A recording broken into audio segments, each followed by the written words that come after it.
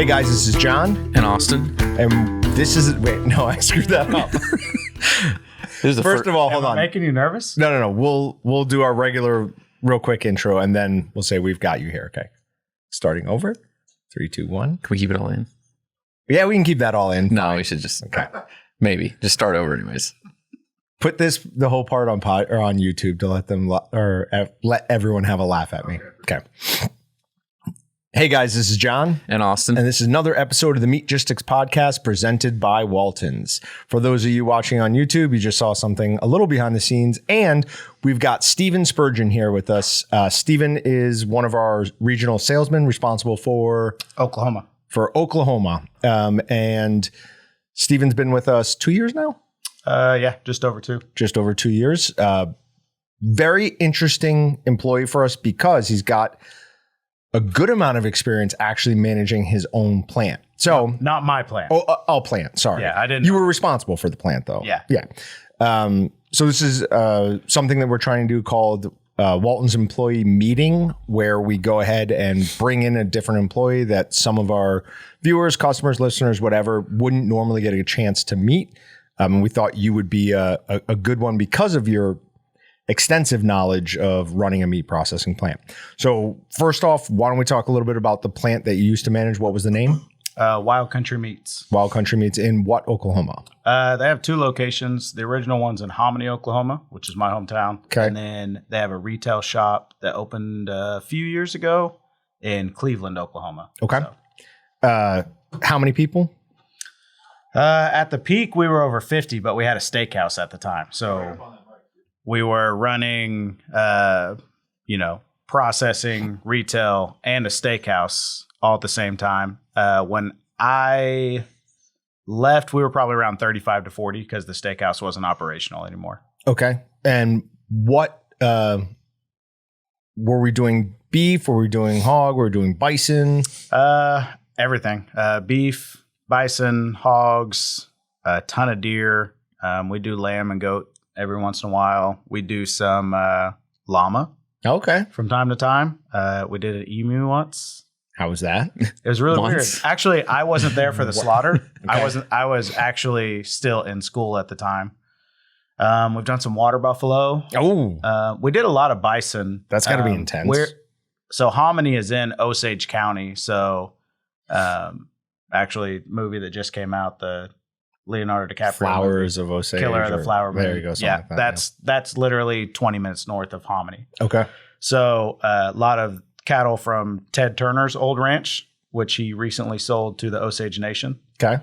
So we used to do a lot of bison that way. Osage Nation built a plant, so they do a lot of their own bison now too. So I'm not sure. Instead of Wild Country.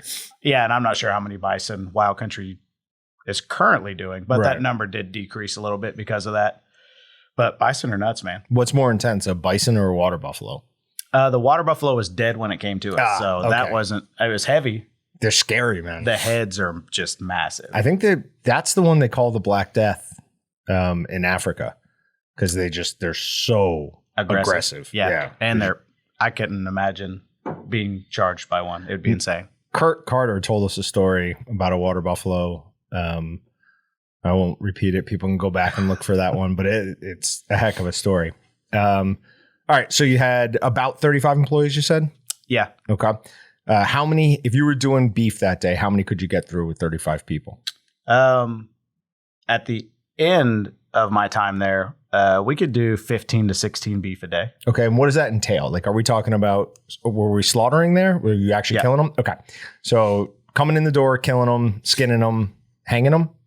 Mhm. Or do we Yeah. get further in the process of that? Because they have to hang for a while first, right? Typically, we would hang about a 10 to 14 day hang. Okay. A lot of that would depend on the size of the carcass, the fat coverage, all that kind of, when you're in it, you realize that, a smaller carcass is going to dry faster than a larger carcass. If you got a lot of fat coverage, that makes a difference too. Increases the time, I imagine. Yeah, just the more fat there is, the longer it takes to dry. And I'm sure there's a lot of science behind that, but you're not going to get that from me. Sure. So bring Dylan in here and you can get that science. Okay. What about the difference between a bison and a beef hanging time? Bison don't typically have just a abundance of fat coverage, so they dry quicker. And they've got a yellower fat, I think. Well, most of them aren't grain finished.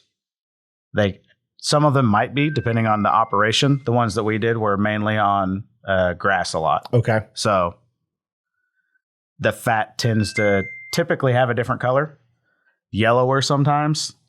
And and you'll see that with grass-fed beef too. What were the differences in the rail systems? Could you do beef and bison from the same rail system, or do you have a separate rail system for your bison? We didn't have to separate bison necessarily. We did try to keep things separated on different rails. Mm-hmm.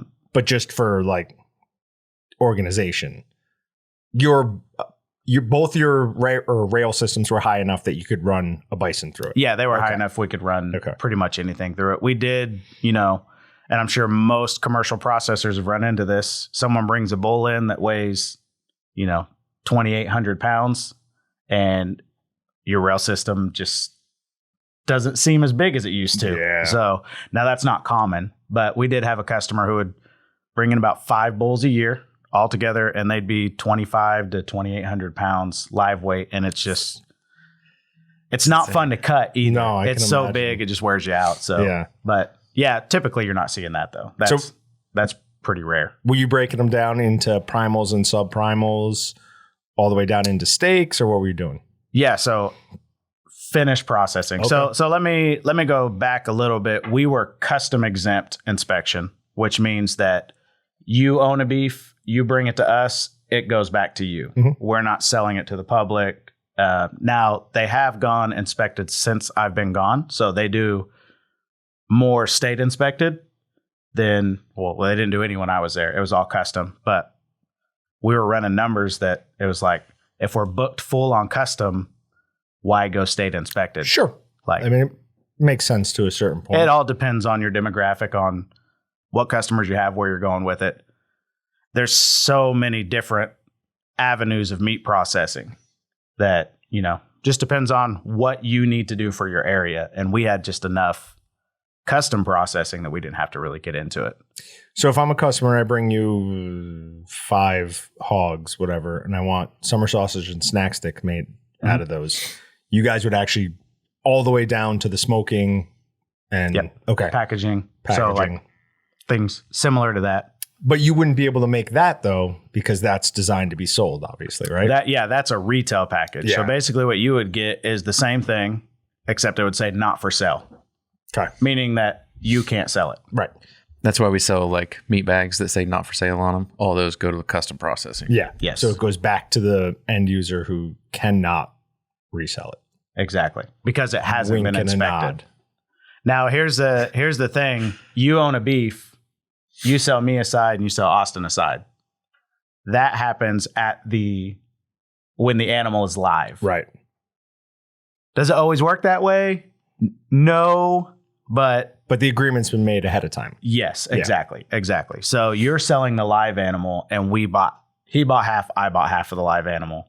Of course, you raised it, you're the producer. That's kind of how custom processing works. Do the lines get hazy sometimes? Yeah. Can people get in big trouble? Yeah. But most of the time people do it legit.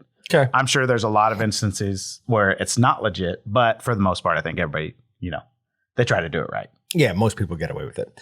Come on, John.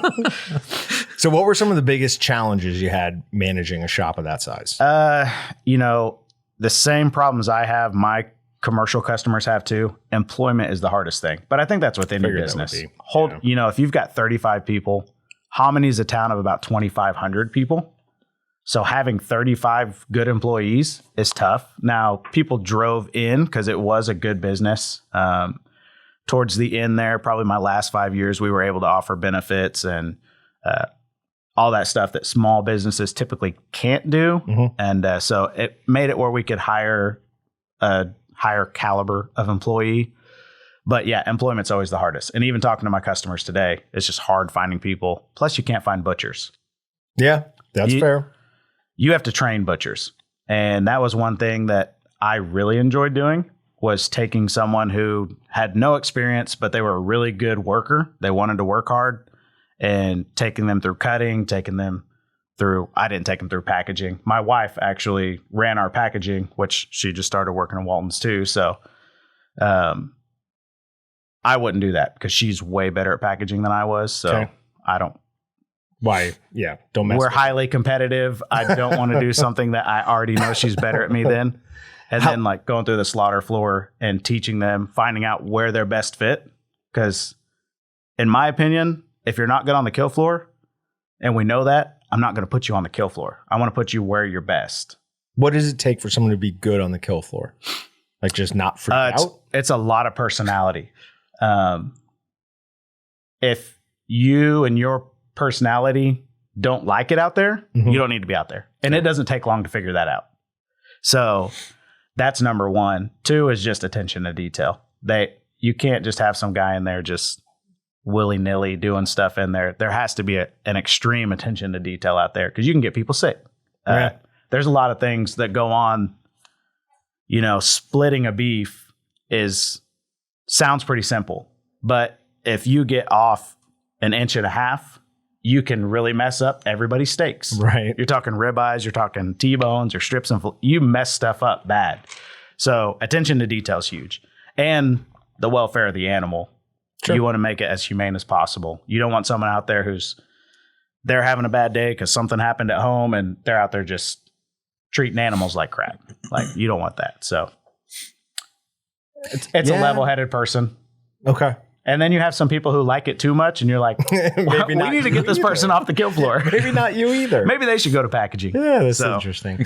But yeah, it's a fine line for sure. And you'll hire people and train them up for 2 months. And then they're like, hey, I don't like meat processing. I found another job. That was always frustrating. But you don't want somebody there who doesn't like meat processing. How long would it take you to bring in somebody just off the streets who'd never done it before and train them up to the place where, they can't do everything, but you would consider them a knowledgeable employee? To be someone that I can trust to do, and we did it in levels. Like I had a training system. When you first came on, you're running the grinder. You're not doing the things to put things in the grinder. You're running the grinder, learning how to run it. And then you move to boning out. So boning out, you're going to be learning more of the structure, things like that. So to trust you, I would probably say 2 months. Okay. To be an actual butcher, I would say 2 years. Yeah. That makes sense. And of course, some people move faster than others, but typically to be a butcher working full time in the plant for 2 years and knowing how to do at least 80% of everything, about 2 years. Okay. Speaking of unfinished products, did you make more snack sticks, more summer sausage, more regular sausage? So the cool thing about coming to work for Walton's, we didn't do a ton of value added stuff. Like I said, the last year I was there, we did 2,500 deer in the last season I was there. I think last year they did 3,300. So I don't miss that. My hands feel good. They're not going numb anymore. We made a lot of summer sausage. When I first started, we were making, like Italian links and hot links and things like that. Our deer numbers shot up so quick, we couldn't keep up with all the products. Right. We only had one 500T smokehouse at the time, and we were doing hams and bacons from hogs. So we only had a limited amount of time to roll product. So we did a ton of summer sausage for deer. We offered breakfast sausage, and that was really it for the majority of the time, just because of our limitations on smokehouse. Now, since then, they've bought another smokehouse. They bought a second one while I was still there. And I believe last year they bought a third one. So their availability is getting bigger. They're adding more value-added products. So they continue to expand, which is great because they're in Oklahoma. And I like to see them succeed. Yes, I cover Oklahoma too, and they're just great people. Good. Like I've known them since I was 11. I started working there when I was 14 as a cleanup kid. yeah. And so, I was there for 20 plus years. When you were no, we're not going to go down that. We've talked a lot about child labor. There's a and lot. the So cleanup. I listen to the podcast pretty much every week. I love it. You guys are hilarious. I love the way the members interact. So I've heard that. Let me tell you the labor laws. If you are under 18, you can work and clean. You cannot touch equipment. Right. You can't touch the disassembled parts Of the equipment. of equipment. Right. So if I hire a 17-year-old and I disassemble everything, unplug all the machines, they still can't touch the pan of the bandsaw. It's the weirdest thing. Yeah, it doesn't sound. The law doesn't, I mean, I'm sure it was put in place for a reason. There's some weird stuff in it. So, but I mean, you work around it. You hire someone older to do that stuff, or you're like, we got to the point where our butchers, when they got done for the day, clean that stuff. And then we'd bring in 16, 17-year-old after school that's trying to make money to clean the stuff that he can clean. Right. So, Okay. Well, it's still helpful. What did you like the least about managing that plant? the least, I love the customers, probably just the headaches of managing 35 to 40 people. Okay. And I'm sure Austin and Dylan, they run into the same headaches. It's not industry specific, I don't think. It's just like when you have that many people, you can just imagine that probably today someone or multiple people are going to call in today. Right. You know, So it many just problems. creates headaches. Now I got to move this person over here to do this. So logistics of The logistics of being the manager of people. it's fair.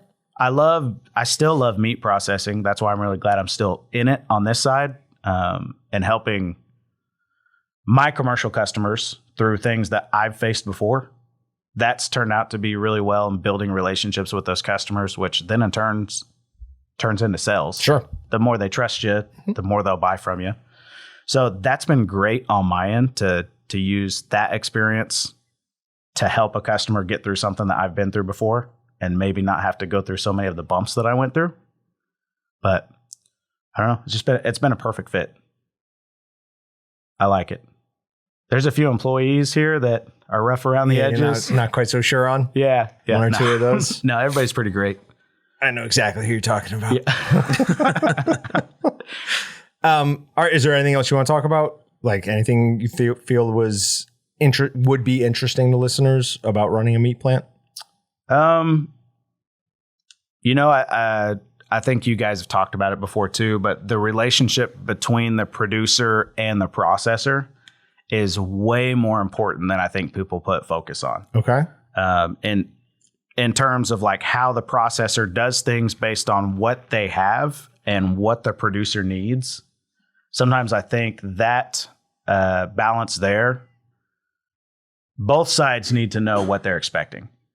And when a producer goes, oh, I'll never go to this processing plant again, they stole my meat, which everybody hears. A lot of times it's just there was a miscommunication on, hey, you decided you wanted 95% lean on your burger and you wanted all boneless cuts. So you're not going to get the percentage that you think it is. Right. So I think when the processor learns that, like, hey, I need to have these conversations with my producer, and the producer learns, hey, I need to have these conversations, and make it more of a partnership than, hey, pay me for doing this, it makes it a lot easier. So if any of our listeners are producers or take beef or hogs or even deer to a processor, have those conversations so you learn that stuff. Because there's nothing more frustrating than seeing on Facebook, so-and-so stole my meat. And you're just like, oh my goodness, where'd you shoot it? You shot it through both hind legs. That's why. That's all gone. Yeah. So you get stuff like that. And as a former processor, you see those complaints on people's pages or on their Google reviews. And you're like, is this really true? Like, or was this just a miscommunication? Sure. So It's possible. All right, Stephen, thank you very much. Appreciate you coming in. And for anyone who's in Oklahoma, Stephen's extremely knowledgeable. And for any commercial customer in Oklahoma, Stephen's extremely knowledgeable. He's responsible for your area. So if you have questions on equipment, processes, seasoning, anything like that, he's your man. Yeah. Thanks, Stephen. no problem. All right, so that was Stephen. Like we said, anybody who's in Oklahoma, commercial customer, he's an absolutely great guy, good asset for Waltons. And if you have any questions, issues, anything like that, reach out to him. All right, moving on. I was talking to your dad. We went to the Ducks Unlimited banquet this past weekend. It was your dad, your mom, your sister, and I. Feels like maybe you should have gone, but you know, No, they wanted to bring me. I just have been content to not do anything outside of required lately. Fair points. But while we were doing that, your dad brought up there was another option for what we were going to call Waltons. Well, there was not. He says it came down to Meatgistics or Waltons. No. No? Oh, He's not remembering correctly. okay. Meatgistics was a thing that I created like 5 years after we changed our name. You and your dad need to have a talk then, because he thinks that it was like a written in submission by employees. No. All right. Well, you shut that one down. Yeah, no, he's wrong. He's wrong. We'll let him come and argue his point on the podcast someday, but Okay. he's wrong. Sounds good. All right. What do you got here for us? So we've talked about the Booth Creek Wagyu place before, and was excited that they bought out seafood shop. It's like close to us. I keep saying I'm going to go. Hadn't gone. Finally went. And then afterwards I was like, I didn't get any like summer sausage, snack sticks. They had other stuff. So today, before the podcast, I finally gave in and I ran back and grabbed a few different things. Excuse me. So we got just a like kind of plain original summer sausage, a summer sausage with ghost pepper cheese, and a jalapeno and cheddar snack stick. And we've obviously cut them up and I would say take a bite and try it, but we've already been We've eating already it. done that. So what are your thoughts? Well, throw me one. like literally throw it to you? Yeah. just give me Okay. one. Sweet. Ready? That got so That was close. really close. I stayed in it for I a was while trying to too. toss it right into his open gullet. Smells like bologna. He's not wrong. So my impression of both the summer sausages are that they need more encapsulated citric acid or more zing. Yeah, I like a tangier sausage. For me, the biggest thing that was weird is that the texture is different. And I think it's because it's the Wagyu. Dude, that's bologna. Are you just calling it straight bologna? I'm into that. That's straight bologna. Which, from Patrick, you can't get higher praise than that. He that's- absolutely yeah, it's adores bologna. zero to bologna. That's bologna. You're sure this is made from Wagyu? Yeah, American Wagyu beef. Wait, American Wagyu tastes like Oscar Mayer bologna. Ingredient statement, Wagyu beef. Okay. Man, that feels like Come on, guys. that's a big ask. Like, oh, I'm going to make these out of Wagyu. Were these incredibly expensive or were they reasonable? Oh, yeah, it's like $15, and they're not even a full pound. So like $20 a pound. Are they both the same? No, one is Tell me another one. summer sausage. Or, sorry, one is ghost pepper cheese, right? Yeah. No, not as close. Never had a chance. Not as close. I don't think the texture is bad. I don't even think it's that much difference. I think it's the difference between beef and pork, to be honest. Because we make most of ours out of pork, and this is obviously Wagyu beef. I don't know, but it feels like softer than pork almost. Like this texture feels soft. Maybe not softer than pork, softer than normal beef. Fat content could just be a higher fat content. Yeah. Did you talk about acid level? Did smooth acid impart like a No, different texture on it? these ingredients are really small, so I'm having trouble reading all of them. But we did see that there is encapsulated citric acid or a citric acid in both of them. I just don't think it comes through very strong on the regular. The ghost pepper one, I think, is really good. Very nice taste to it. Really good flavor. It's got some heat to it. And yeah, just all around a good flavor. I'm not a huge fan of just a traditional summer sausage with no cheese. I want something in there to break it up a little bit. Yeah, it's very mild, very mild. When Patrick said like bologna, it's I don't know. The texture is still summer sausage. It looks like summer sausage. It has, I hate to say a bologna flavor, but it's a milder flavor. I mean, don't look at that necessarily as an insult, right? Like that is kind of what a generic summer sausage is. It tastes vaguely of bologna. It's different generally, but yeah, it generally has a bologna flavor. Patrick's disagreeing. Patrick is a bologna connoisseur. I could do a blind taste test with you guys, and I bet you I could do bologna and sneak that in, and you wouldn't be able to tell which one's the summer sausage.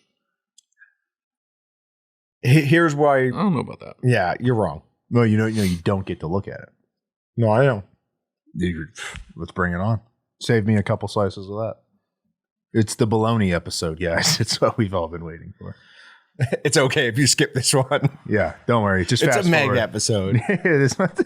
No. This is a Halloween episode. Anything to do with me. You're the Meg episode. I'm the specialty episode. All right. Let's talk about the snack sticks. To be honest, it's been too long since I had the snack sticks. I got to cut another piece. Now, these, I think, have a much different texture than what I'm used to for snack sticks. Yeah, these are Like, really soft. creamy, Yeah. almost. I don't hate it. I do not hate the texture at all. It's different, though. Yeah, I don't know how else to describe it other than it's creamy beef. Yeah. Which is Very good, no? Very good. Yeah, I like it. I do generally like a little bit more snap in it. This one really doesn't have any real snap. But really good palate appeal, and the flavor, it's a jalapeno cheddar, which is just a nice overall snack stick. It's very good. And then we've got some cheese in there, obviously. Okay. Moving on. Or do you want to talk? Would you pay for it over and over? No. Is it that much better? No. Honestly, I don't think it's better. Period. End of sentence. Okay, Right. cool. I just don't think for certain flavors, buffalo definitely being one of them, beef works better. There's no question. But for most flavors of sausage, pork is superior. Did we ever go back and redo our Wagyu versus like just regular ground beef test? Because I think we talked about it. We made burgers and we incorrectly identified things. Or Patrick was wrong. Or Patrick was wrong. We could go with that. No. But do we need to do that again? Sure. I'll 100% do that again. Why? Are you planning on going and getting some more ground Wagyu? Oh, I'll be back there. Oh, Some. awesome. Now, I will not be back very often because Yeah, I spent Pricey, huh? I bought 6 steaks, and I also was. My wife's never had Wagyu before, so went and I was like, well, okay, this time we're gonna buy like the highest graded stuff. So also spent an extra like $20 a pound just for the stuff that is like the higher end things, Right. and I spent way too much. So are we, But- for like, was it A5? The grading system's different. Oh, okay. Because Uh, it's not Japanese Wagyu. yeah, it's B something and like 10 through 40. So I got like the 40 grade. Okay. Do you want to say how much a pound it was? I don't remember for sure. It was somewhere between $60 to $90 a pound. That's Like I said, rough. I will not be buying. I will go back and I will try like the low grade one and do that, but it's gonna be a while because I just spent a week of groceries on one meal. So When I went up last time to Crable's to pick up a quarter of beef, I bought some of that Wagyu stuff for us just to have here. And I spent almost as much on those few cuts of Wagyu than I did on my quarter of beef. I mean, it is ridiculously expensive. It's very, very good, but it's ridiculously expensive. it is nuts. All right, moving on real quick. We've got Shake Shack shareholders debate deceptive advertising claims about chicken hormones. So Shake Shack came out with an advertising campaign. It was a mini run that said no hormones ever. Well, that was for their chicken, and you can't use hormones in chicken. You gotta love marketing. Technically, you can label it as such because that's true, but it's true for everyone. Right. It's the gluten-free beef. Right? Yeah. Like, oh, let's slap a gluten-free label on that. People are stupid. They'll buy that. Some people will recognize, some people won't, but I think the people that recognize it and know it's kind of silly, probably just are like, whatever. But then they do catch people and get a benefit out of it. Oh, for sure. It's worth all of it. Because if you're a suburban mom shopping for your kids and you're concerned about all that stuff, like Patrick's wife won't, what is it, red dye number 5? Just any dye, I think. Yeah. Like basically will not let it be used or not buy anything that's used in. So if they see that on a package that says no hormones ever, like, perfect, I'll take it. Not realizing that everything they've ever bought for the most part is the exact same thing. Yeah. Kind of sad. We should start marketing all of our seasonings as no hormone added. Hormone free. Yeah, we could. We definitely could. Real quick, the other day, Josh Patrick and I met for our BHA rendezvous meeting, just like figuring out what we're bringing, how we're doing all of it. And I went up after I got a response from somebody. I went up to talk to him, and C. Davis came in. So is he even from the area? Yeah, a 30-minute drive. Oh, okay. So I thought he was further away than that. No, 35. I think he's 30, 35, something like That's that. not bad. Then. Yeah. Okay. So it was cool to see him. I was gonna say if someone drives like a day's drive or something and they come to the store and they don't let us know that they're here, I will be kind of disappointed. Oh, I'm sure it's happened. There were the Meatgistics guys who came in and talked to our old store manager, and they're like, wait, they actually work here, like in this building? I'm like, yeah, we're You come in the store and you don't special. You don't just walking in the store. You don't know what else goes on. You don't see anything else. You just it's the retail store. Right. There's a lot of people that are local in town that don't know of us that well. They come in the store and they think that's it. And it's like, no, the rest of the 50-some thousand other square feet here, that's there's more things going on. That's not all to support that retail store. Yeah. It is very, very different. All right, moving on to meat matters, even though the last one kind of was. Small cattle farmers win friends in Washington. This is from the American Conservative. A user sent me this. I don't know if he wanted me mentioning who he was. But one of the things I found interesting is when we're talking about grass finished stuff, they want to replace sight ear tags on cattle with electronic ear tags so that the herds can be monitored more efficiently by the government. Yeah, I don't like that. So right away, I don't like that. But this is from the article. It says a rule requiring electronic ear tags will do to cattle and bison what central bank digital currency does to the dollar. Destroy it? Yeah, it's from Thomas Massey, who's one of my favorite politicians. Because hasn't the dollar kind of died since we took away like the gold standard? Yeah, but this is central bank digital currency didn't do that. CBDCs are like bitcoins. Oh, digital currency. Yeah. Yep. I gotcha. Okay. This is. Do you know? I got it. It's all none of it's real, guys. It's fiat. Good It's faith currency. That's what it is It's all now. based on nothing now. Yeah. It's a number on our phones. We go, thank God. Yes, I have more of that fake number.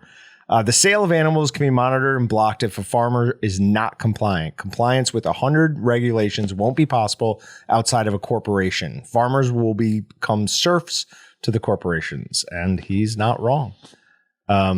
Economies of scale, the more regulations you put on things, the more difficult you make it. It is only going to be the largest corporations in the end. Yeah, there'll have to be exceptions to it in different levels. Kind of like, just talking with Steven, he said that they were custom exempt processing for such a long time, and now they do like some state.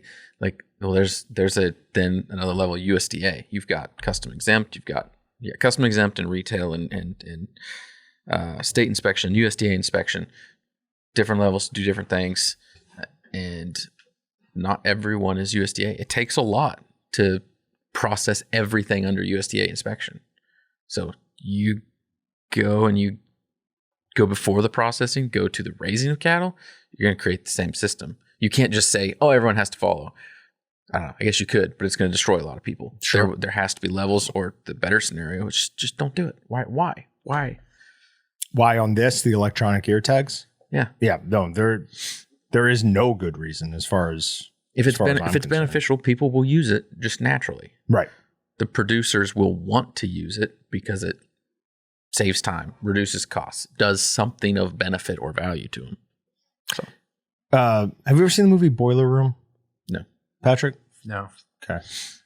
They have, when you're trading commodities, you have to have someone from the government basically have an office in your trading floor overseeing things, like someone from the Securities and Exchange Commission. And they have one. They're like, him? They're like, he's our trained monkey. He does whatever we tell him to do. And I wonder, and I'm not accusing anybody of anything, but I wonder if it's like that at some USDA inspectors at these huge plants. I doubt it. No? No.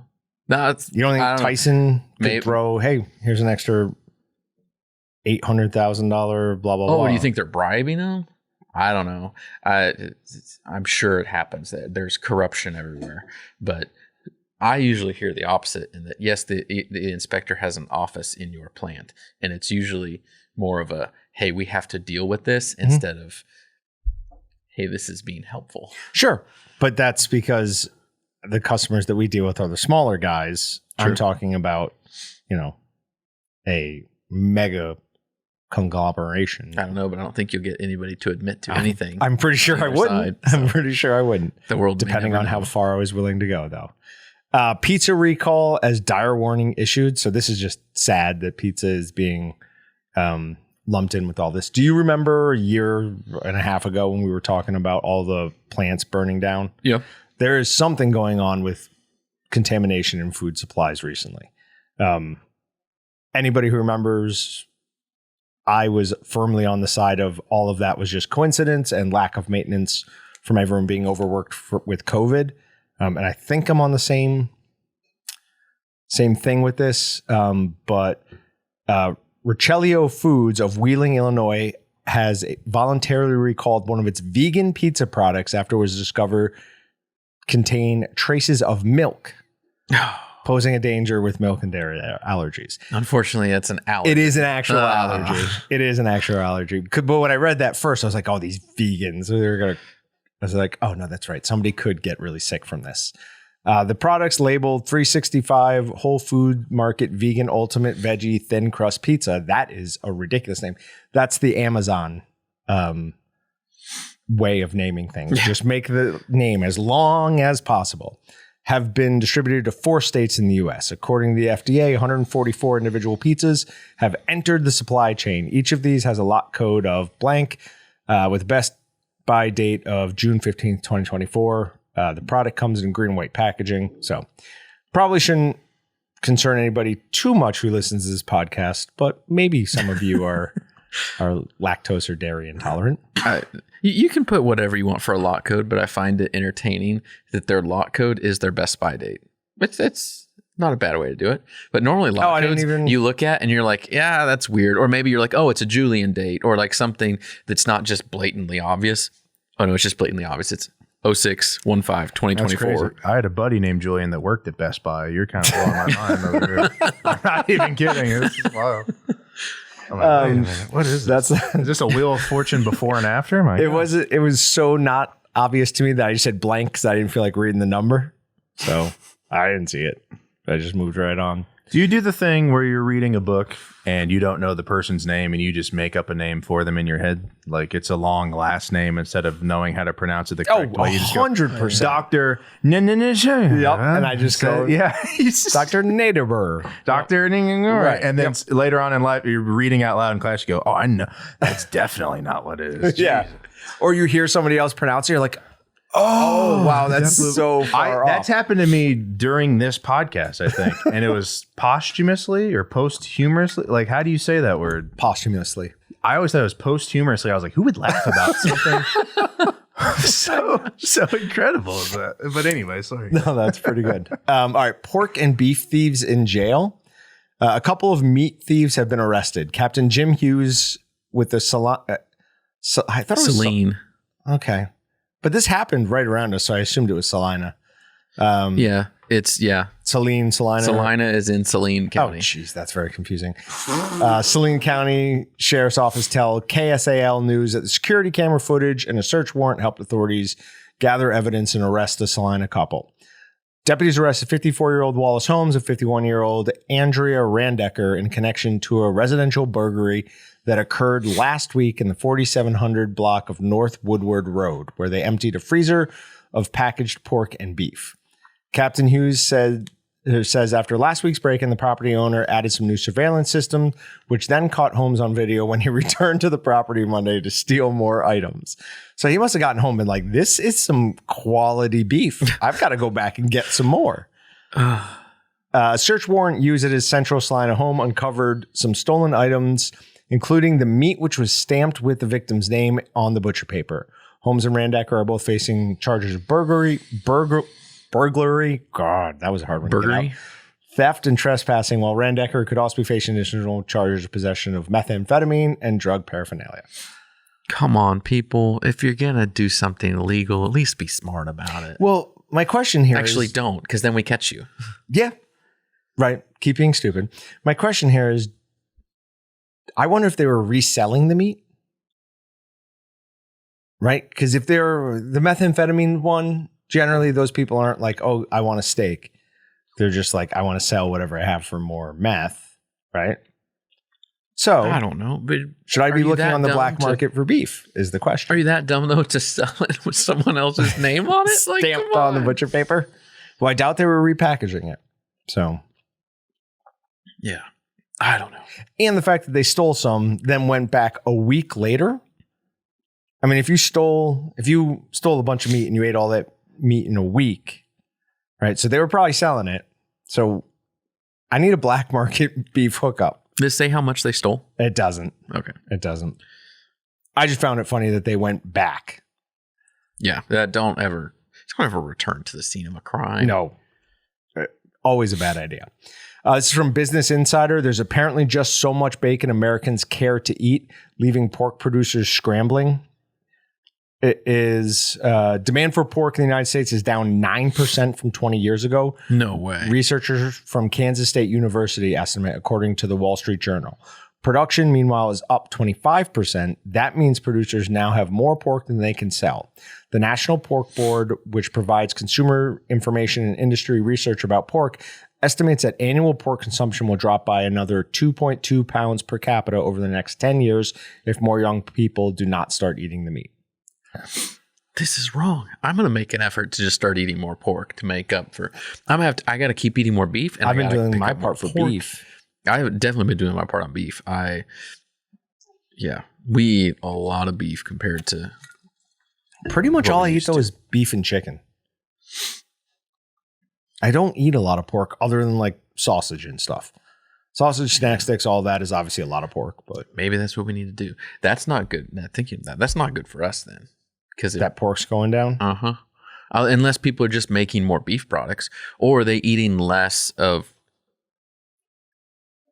fresh pork, and it's just the Tysons Like in the world that are going to suffer. Cutlets. Yeah, and not the further processed things and something that small processors are doing. I don't know. Be interesting to dig deeper into that to know what's really down. I don't know. Sausage consumption year by year. First thing that comes up is Although I see a Us. lot of like alternative sausages at the store. Not pork. Could be chicken, could be beef. More stuff that like 10 years ago, I didn't see the same level of those other things. It was, if there was sausage at the store, it was pork. 2011 to 2024, it's gone up every year. Okay, so we're fine. I'm glad you guys brought that up because I Googled what animals should we be eating that we're not. Oh, no. I know what he's going to say. No, yeah, I don't think you do. Rodents? I don't really know what I'm saying. Oh. But There- you guys should guess a couple. Like it's All right, usually there's- just comments. so There's I a don't know if big these are push doctors. recently because rodents apparently are like sustainable or something. Oh, that's right. We did have this Hey, conversation. well, you got to talk sustainable, or you got to bring crickets into it. Isn't that the fad over the last 5-10 Never happening. years?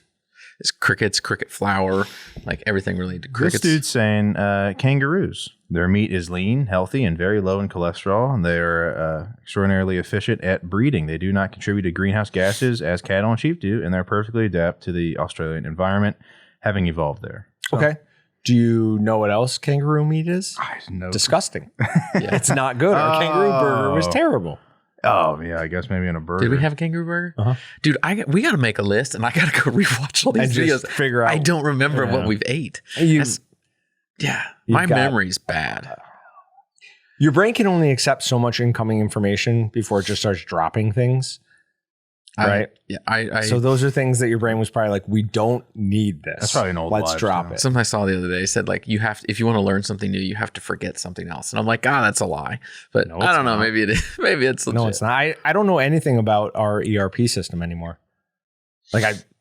The very basics. I can't remember how to find anything. That's when I was in good. customer service, I was just like, When we change over in a few months, it'll be a blank you slate. won't have an issue. Blank slate. I won't be like, oh, this is not how we did it in Sage. Well, some of it though is like a lot of the stuff that you need and do, we've done like outside Mhm. with our biz site and Yep. stuff. So that is your ERP now. Like you have to. Yeah, it's like that's we a fair talked. point. You were kind of panicking about some of it. I just the other want day. my numbers. But that's going to change. So No. that is what you have to relearn. How I'm going to do things without all that. So this took a dark turn. Are humans less edible than other animals? Quite Yeah. the opposite. Humans are a delicacy. We are slow. What? We lack the pesky fur that gets stuck in your teeth. We don't have crunchy armor plating. We don't even have claws worth mentioning. The fossil record is full of delightful animals that took advantage of this. Oh, animals that took advantage of it. Eating humans. Was that their way to save face? Of They like- just said delightful animals. Yeah, it really just said it. Are humans Like less they were edible? happy the saber-tooth tiger was hunting prehistoric man? I guess. Sounds like it. They're saying they wouldn't hunt us if we didn't taste so good. That's what I got out of it. Like, listen, if you're an animal hunting something, you're like, oh, this one's got fur on it. What is this? And then you go to one that's just like, oh, this one's just all meat, ready to rock. It's extra fat on it for no reason around the spots that I expected to be in. I would assume that most Why wouldn't animals take the path of least resistance. But Yeah. are they really hunting for the taste and flavor, or are they hunting because it's survival? Right. Yeah. They No, just, they I'm don't care saying what- that would equal that if we lived in their environment, I guess is what. Yeah, no, we'd also, if we were actively being hunted all the time, we also wouldn't have all this fat. No. Right. Like there Lot weren't of- fat cavemen. A lot of variables. Yeah. How many do you know? A lot. Prove it. I am 80-something% more Neanderthal than the average human. Trim- so yeah. I can talk Got to it. Have you Tested. taken like a 23andMe a long test? time ago. Yeah. Okay, I need to look and see what mine is. Mine is a substantial amount of Neanderthal. Are you really? Yeah. Oh, What does that exactly mean? Is that there's less of lineage to your bloodline or something? there's Or more. There's more. That means More lineage directly from Neanderthal. no, it can't be because you would get pushed further away if there was more people. So there's less people in your line. You're more Neanderthal. Yeah. Yeah. So less humans have been Less human. Yeah. Yeah, right. I'm less human. No, than I'm saying everybody else. whatever. I think we're saying the same thing. Yeah. All right. Grizzly bear population is out of control. This is from the Daily Interlake. The article is interesting. It's written from a hunter's perspective, saying when he was growing up by Swan Lake, very rarely, if ever, did they run into grizzly bears. He said he's had more encounters recently than ever before, and he can't ever go out after it's snowed or when it's muddy and not see very fresh, large grizzly bear tracks. His take on it is that the U.S. Fish and Wildlife Service don't want the public to know actually how many grizzlies are really out there. And I do feel like we have seen a increase in fatal grizzly bear encounters over the last couple of years. There was that article saying that there were twice as many shark fatalities as there were last year or in previous years, like literally twice as many. So something's going on. Maybe it is that we're just getting fatter and the animals are like, yum, Tastier. I love fat. I don't My think friend that's- told me you guys taste awesome. I'm coming after it. But yeah, no, the grizzly bears are obviously more concerning because they're around people a lot more. Some of it is it. So in the story, there's one line that says, "I have a neighbor who was charged by a grizzly bear in his front yard and lucky to be alive." Is it just people nowadays that are changing their environment and attracting bears more? Are you leaving trash and things outside? Because one place where I go in Colorado, like there used to be like bears that would like be out there and wandering around a lot until they took out the trash cans that were sitting there that they let people just dump stuff in, and then the bears went away. Because you put trash out and the bears are going to try to get it. They want to eat. And they're like, oh, that smells easy. So is it just a difference in how people live and operate? And are people less cautious about setting trash out or paying attention to where bears are, what's going on? It's also that like in Wyoming and a lot of these places, they've listed the grizzly bear as an endangered species. So nobody's hunting them. In British Columbia, they used to have hunting season. And then people from the big cities didn't like that idea. So they voted and made it outlawed in all of British Columbia, even though those people in the big cities are never going to come in contact with the bear, while the people who are living out in the wilderness are now being harassed by it. It's the same thing with sharks. There's more of them now. They're going to become more of a problem. If I was out in the boonies and it was on my property, I probably shouldn't say this, but yeah, I would take care of it, take it out. And if someone like, not just for like the heck of it, but if there was a bear like hanging out like close to my house and like, or I'm gonna take it out because I don't want it to kill me. It's who wants to survive. Oh, that's 100%. Someone wants to get mad at you about that, so be it. Oh well. Yeah. I'm just looking up quickly the 10 best grizzly bear hair or defense handguns. Only had 8. 6 of the 8 were 10 millimeters. I was gonna say is I don't think there's such a thing, because even in the article here, he's talking about quote unquote, I stood my ground with my measly 30-06. Yeah. Well, I mean, and that was a mama grizzly in that article too, because she had 2 full-grown cubs with her. You get charged by one of those.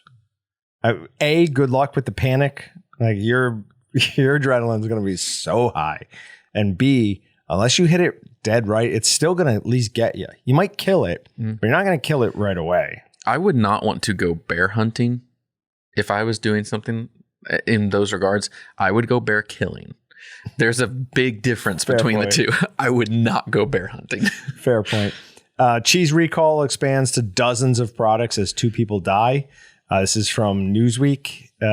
Food and Drug Administration has expanded the number of food vendors who must recall products containing cheese from a California producer. Officials suspect may be behind a nationwide listeria outbreak that has been linked to 2 deaths and dozens of hospitalizations.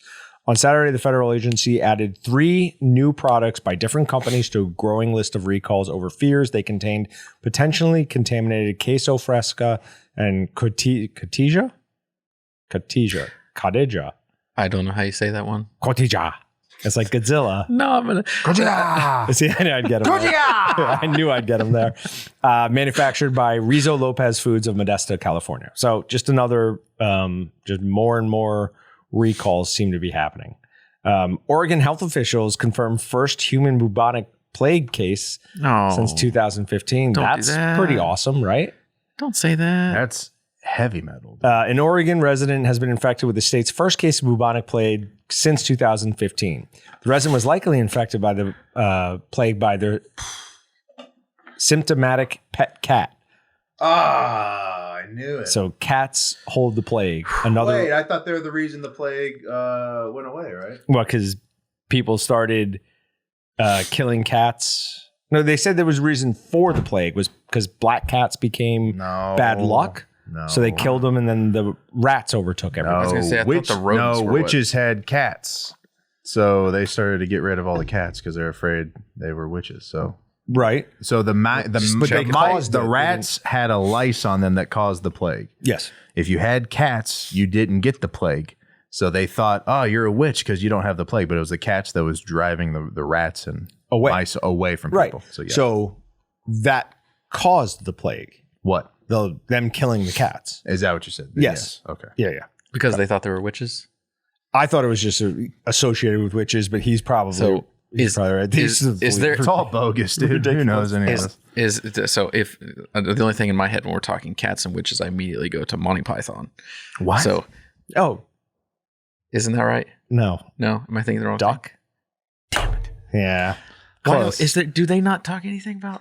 Cats? No, I'm crossing two duck. things around. Yeah. Dude, see, said earlier, my brain and my memory is bad. She weighs the same It's duck. as a I swear there's something about cats and witches. A witch? A witch. Whatever. I mean, there's lose on that definitely one. a lot of stuff about cats and witches in everything, but not in Monty Python that I'm aware of. Kurt might hear this and call me an idiot after if I'm forgetting I something. think you're right. I think I'm the idiot. Yeah, I think you're I'm the thinking idiot. ducks. Yeah. Grizzly bears have been spotted in the Bitterroot, but the ecosystem doesn't have an established population. This week, however, the U.S. Fish and Wildlife Service announced a public scoping period to consider options for restoring grizzly bears to the Bitterroot ecosystem, although it said one option is not taking any action.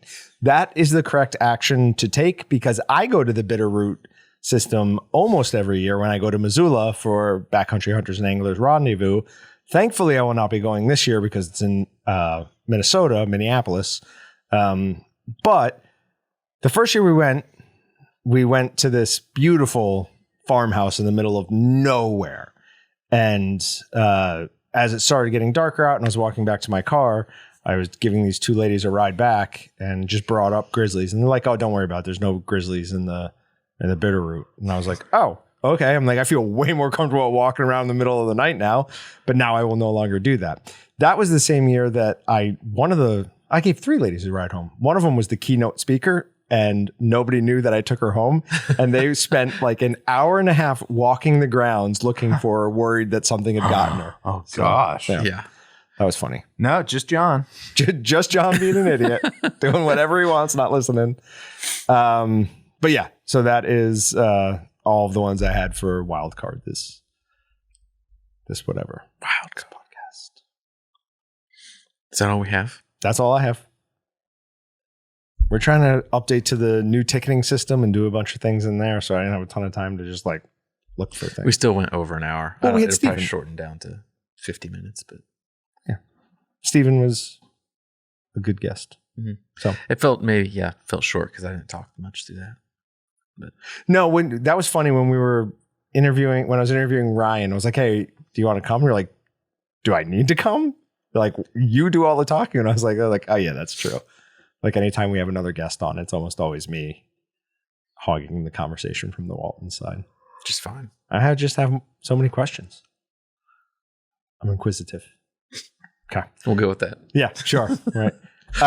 One other thing, for anybody who's in the Wichita area, our laser shot game is set up in our retail store. You are free to come in, buy some stuff, and try to beat my high score at the drill game. Do you have the? I am the high score. Patrick and I stayed late one day, and I think it took me like 2 tries to get the high score, and It's a tough game. no one's been able to beat it since. Because you hit it and it doesn't register. Patrick, in his defense, there were 2 where clearly it was on the target, like the red dot was on the target, We need to recalibrate and or it something. just Yeah. So if you really want to do it, go and do the calibration first, so it's calibrated to your shooting style, and then play your game. Oh man, that then sounds it's too. not correct. It's like wherever you think. It's like yeah, we get what you think center is. So. Yeah, we're gonna do some sort of high score game because we're bringing it up to Minneapolis for the BHA rendezvous. Can you clear the high scores? I'm sure you can. Yeah, it can't be that hard. All right, we'll see you guys next time. Thanks, everybody. Thanks for checking out the Meatgistics podcast. To shop everything but the meat, head on over to waltons.com. To get your meat processing questions answered by experts and enthusiasts alike, head on over to our online community at meatgistics.com. Waltons, everything but the meat.